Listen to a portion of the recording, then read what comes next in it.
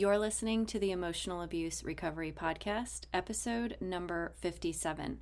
So I had a listener reach out to me and ask me to do a podcast episode on can narcissists love? And when I first saw this question, I immediately had my own opinions about it. But I pulled back instead of taking that approach because you may have opinions about it too. Like, absolutely not, they cannot love, or yes, they only love themselves, or whatever that might be. I have opinions, you have opinions. There may be even scientific evidence that I'm not aware of. However, I thought this was a really great opportunity for me to help pull back the curtain on the real question. Because can narcissists love isn't really the question. So stay tuned because I'm going to be answering this on a really insightful brand new episode. Welcome to the Emotional Abuse Recovery Podcast, a podcast specifically designed to help you heal after a toxic or narcissistic relationship. This podcast teaches you to use your subconscious mind to go from feeling stuck to set free. In here, you will learn how to use the power of your own mind to free yourself from emotional pain, move forward with confidence, and experience the inner peace you deserve in your healing journey after emotional abuse. I'm your host and subconscious reprogramming coach, Allison Dagny. So let's get started. All right, so I've been coaching for a long time now, and I know that the question that this listener submitted about can narcissists love goes much, much deeper than this. Now, I don't want to presume to know exactly what the root of this question is, but I have a few ideas. So if you are someone who wonders these kinds of things about the narcissist, if you are constantly running these questions in your head, then I want to share something really important with you. This has a lot to do with not being able to let go of what the narcissist sold you at the beginning of the relationship. So, as you probably already know, narcissists put on a false front from the get-go. They are often extremely loving, kind, giving, affectionate. They switch this at some point during the relationship, and that's when it turns to abuse. Now, if you know anything about narcissism, you know that the reason they do this is to bait and switch, right? They hook you in. They give you all of this attention and love and make you feel totally valuable and loved. But shortly after, then they need supply from you. And they get that by hurting you and doing things and saying things that are going to elicit an emotional response, help them feel like they are in control. So a lot of victims of narcissistic abuse have created this fantasy of who the narcissist is based on the early stages of the relationship. And that's really hard to let go of because it was so wonderful. It was so amazing. And so it's really, really tough to just say that wasn't real, or it's really tough to admit that that was a lie, or this was just a false front or a mask that they showed you. And we often want to hold on to this, amazing stuff from the beginning because we want it back. And to ask the question, can narcissists love? There's actually a different question that I want to share with you. So let's dive in to two questions. What does it mean if a narcissist can love, is number one. And what does it mean if a narcissist can't love? Okay? Because the reality is here, We don't know if they can or they cannot. And I can't come in here and say that I know for sure. But what I can do, because I understand how the brain works, is ask you what it means one way or another. So asking, can they love, as I said before, is, like holding on to this fantasy or fear of letting go of what could have been or what should have been. If I say, no, they cannot love, then you will make that mean something inside of your head. And only you know what that is. If we say, well, they can't love, right? If I say they can't love, then you may make that mean something like, it wasn't my fault because they can't love. Or there wasn't something wrong with me because they can't love. So that would alleviate pain and suffering inside of you, right? But if I say, yes, they can love, then you would make that mean something too. You may make it mean something like, well, they can love, so that must mean I wasn't good enough. Or they can love, so that must mean I was the problem. So whether they can love or they can't love isn't the real question. The real question is, what do you make it mean one way or another? So the part that I want you to consider is that what you make this mean isn't necessarily true. So if you say, yes, they can love, but you're making that mean that maybe there was something wrong with you, because if a narcissist can love, then that means, well, they don't love me, so there must be something wrong with me, or I must not have been good enough, or I did something wrong, right? That's not necessarily true, right? Because what you're doing here is you're putting the focus on them instead of you. And a lot of this comes back to your belief system and what you think about yourself. Where what we're doing here is we're putting the focus on the narcissist when we're asking, can the narcissist love? Instead, what we should be doing is putting that focus back on ourselves, right? This goes deeper. What does it mean if the narcissist didn't love me, or the narcissist never loved me, or the narcissist was just showing me this fake love at the beginning? What do you make that mean? And maybe it's something like, I wasted all of my time, or I was a fool, or I got played, or I was so stupid for not seeing the red flags, right? So this isn't really about whether or not a narcissist can love. It's more about what you make it mean about you and your life. Now, I also want to say, if it helps you to believe that a narcissist is incapable of love because it makes you feel better inside, then by all means, no one is going to tell you what to believe or what not to believe. And this is my personal stance, that if it is helping you to recover, if it is helping you to feel better to believe that a narcissist cannot love, then by all means, believe it. I'm not here to tell someone what to believe or what is true or what isn't. Only you know that inside yourself. But what I am here to do is to help you challenge your thoughts, help you bring these things to the surface and dig a little bit deeper. Because as I said before, this could just be holding on to a fantasy or an idea about what this person was at the beginning of the relationship. And by doing that and holding on, it inhibits your progress to move forward and heal. So I'm just going to give you a couple of quick steps to take here. If you are someone who has this kind of thought running through your head, like, can narcissists love, right?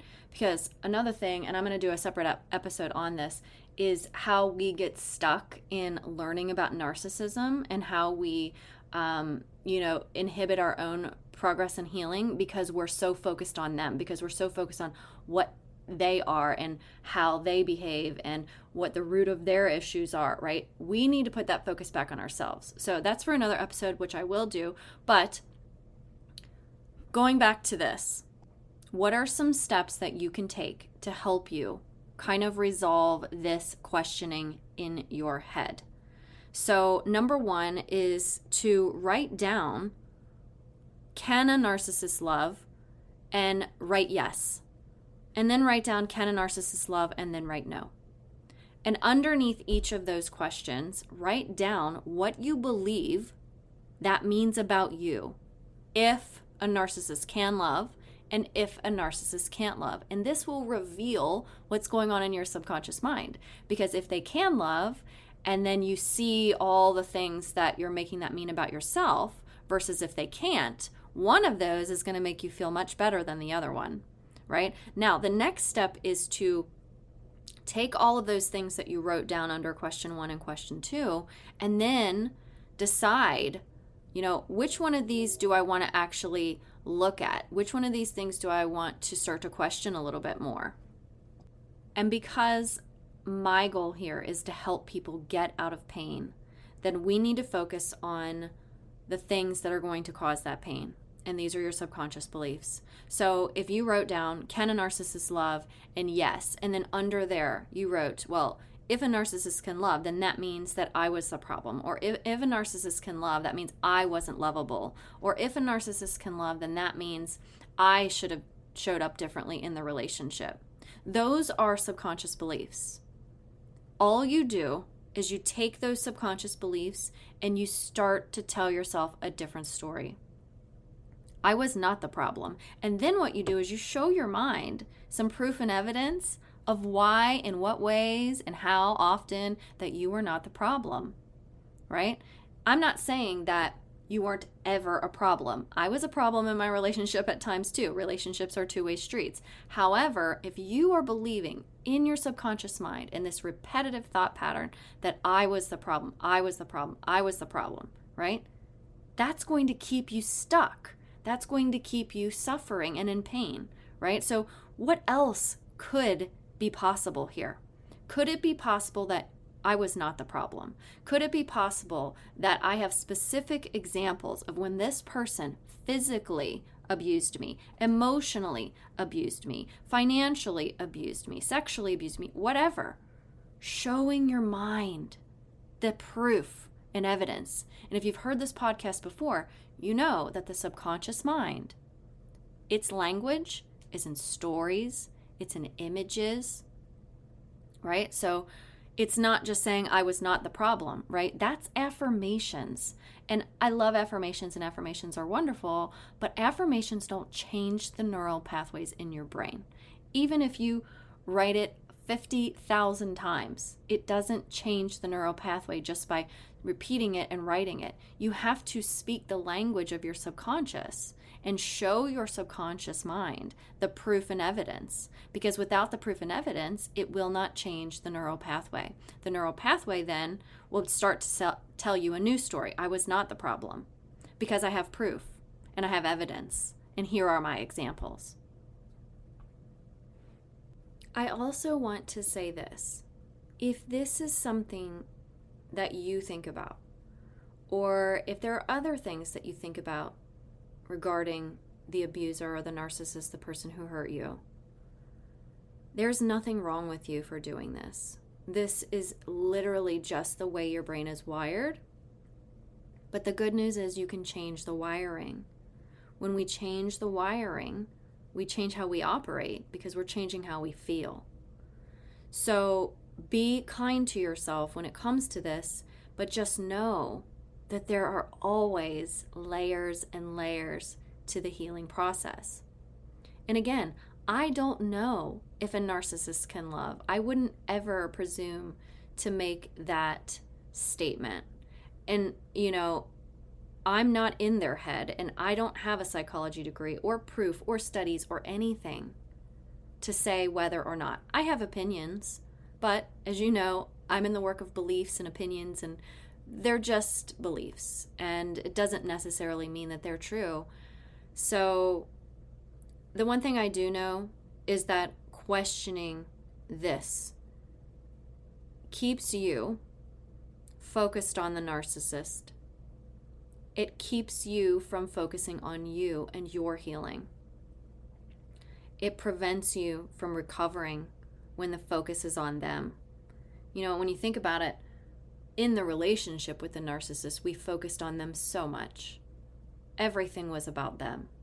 Everything was walking eggshells and trying to make sure that we didn't wake the sleeping bear. It was always about them. Isn't it time to make it about you? If you haven't gotten to the root of why you're asking these questions about the narcissist, it's likely you're just going to continue. The root reason of why we ask these questions is so much more important than the answers to the questions themselves. So I understand that if you feel this way, or you're questioning these kinds of things, or focused on the narcissist, that you are in pain, that you're trying to make sense of things, that you're trying to understand it. This is the surface level question. Can a narcissist love? That's a surface level question. The deeper meaning is what unlocks your healing. I'm going to share an example with you of how this presented itself in my life personally. So, as you may already know, I was in a 20-year emotionally abusive relationship with what I believe to be a covert narcissist. And after I escaped that relationship, I noticed that my ex-husband was already jumping back into relationships with other women very, very quickly after I left a 20-year marriage with 3 children. And this was really hurtful, even though I was the one who left, because he kept saying to me and to the children and to other people that he wanted to be with me and he would do anything to get me back. But his actions were showing differently, because he was having overnight adult sleepovers and going on dates and taking people out. So this was really difficult for me, because I kept feeling like, can the narcissist change? Like, that was the question I had. Not, can the narcissist love, like my listener submitted that question, but can the narcissist change? Because what I was seeing was him treating these other women in these amazing ways that he didn't treat me. And I was the mother of his children, and I was the one who was doing everything around the house, and I was the one supporting him. And, so my question was, can a narcissist change? And at that time, I didn't know there was deeper meaning to that, but there was. There always is. And for me, because I kept seeing him doing all these wonderful things for people who really didn't hold such an important place in his life, who he barely knew, it made me question if the narcissist could change. But the deeper meaning here, it wasn't about if he could change or he couldn't. It was if I was worthy or not. That's what it boiled down to, because I was feeling like I wasn't good enough to take on dates, and I wasn't good enough to take to concerts, and I wasn't good enough to take out and spend money on, and I wasn't good enough for all of these things. Like, that's what was going through my head personally. So it wasn't about, can the narcissist change, right? Because if the answer is yes, they can, that would hurt me deeply. That would have hurt so deeply, because why wouldn't he have changed for me? He's changing for all these other people, but he wouldn't change for me. That was very, very hurtful to even think of that. So I had to take it a step further. It wasn't about, can the narcissist change? Because it didn't matter. I wasn't in the relationship with him. Whether he treats other people better than me is really not my business. The business I'm in is helping myself heal from the trauma. And all of that starts in the subconscious mind. So what I was making it mean about me, that he was treating new people differently and better, was that I wasn't good enough, or that I didn't deserve these things. And so what I had to do was reprogram that. I had to go inside myself and show myself my worth and show myself my value, right? Because even though he didn't treat me that way, didn't mean that I wasn't worthy, didn't mean that I wasn't valuable. And that's why it's so important to take it a step further, to take it a level deeper. Because even if I could answer the question, can a narcissist change or can a narcissist love? It really doesn't matter, because I'm the one doing the healing. I'm the one that has to recover. Whether he goes on loving other people or he goes on treating other people better, it doesn't really matter. When I figured this out and I was able to incorporate acts of self-love, I was able to show myself proof and evidence that I, in fact, was worthy, that I actually am totally valuable, no matter how other people show up in this world and no matter how people treat me, that I still have value, and I prove it. That's when everything changed for me. That's when I started to develop self-confidence. That's when I started to have security that I gave to myself, and I wasn't, hinging it on other people. I didn't need other people to affirm me. I didn't need their validation. I didn't need anyone else's love, because I know that that is already inside of me and I'm the one to give it to myself. Now, this did not happen overnight. It wasn't just a thought, can the narcissist change or can the narcissist love? What does that mean? And then all of a sudden I'm, healed. No, this takes practice. This takes inspection. This takes self-awareness and evaluation and reframing your thoughts and doing this, over time. Now, with rapid reprogramming, which is what I specialize in, it happens way quicker than any other type of modality that I've used. Literally within a few weeks to months, I was already making shifts and already making changes. And this is possible for you too. It just takes a commitment to yourself. It takes discipline and it takes the right tools. So if this is something that you want for your life, then all you have to do is reach out, get support from somebody who specializes in the subconscious mind. I'm not the only person out there that does this, but I work with people who have had toxic relationships and who have experienced emotional abuse. I may not be the right person for you, and that's okay. You need to find the right person for you. I know another coach who works specifically for people who have codependent tendencies. That's her specialty. So, you got to find the person who you resonate with. You got to find the person who you trust. You got to find the person that makes sense for your specific journey, because everyone's journey is different.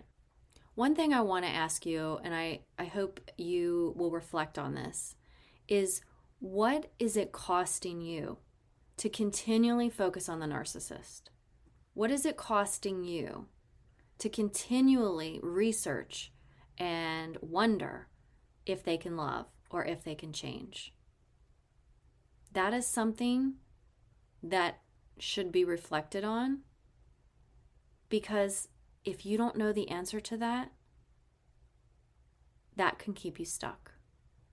Okay, so I just want to really sincerely thank the listener who submitted this question to me, because hearing from you really helps me help other people. And, I remember thinking along these same lines about not can the narcissist love, but can the narcissist change? And, the questioning of their, psychology and all of that. And I spent a lot of time doing research and learning about this.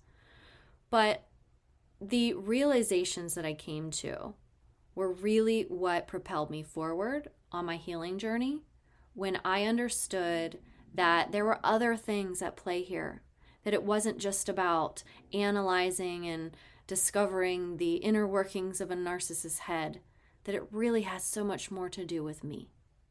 So just remember that the foundation for healing from narcissistic abuse, from emotional abuse, really starts with your self-worth, really starts with loving you and truly knowing your value. And without that piece, we oftentimes keep the focus on others. But we have to take responsibility for our healing, right? Even though the other person hurt us, they're not the ones that can heal us. Only we can do that. So I hope this episode has been helpful for you, has shed some light in some areas of things that maybe you haven't thought of. And again, I really want to thank my listener for submitting this question. If you have any questions specifically that you want me to address, I would be happy to do that for you. Just hop over to Instagram or Facebook and send me a message, or you can email me at allison@whentearsleavescars.com. Thanks so much for listening, and I'll talk to you next week. Thank you for being here with me today in the Emotional Abuse Recovery Podcast. I hope you found value here with me. If this podcast episode was helpful to you, I'd love for you to hit subscribe and leave me a review. My goal is to help you go from feeling stuck to set free. You can find me on Instagram and Facebook, and you can check out whentearsleavescars.com for more resources and information to help you with your own emotional abuse recovery. Until next time, here's to believing in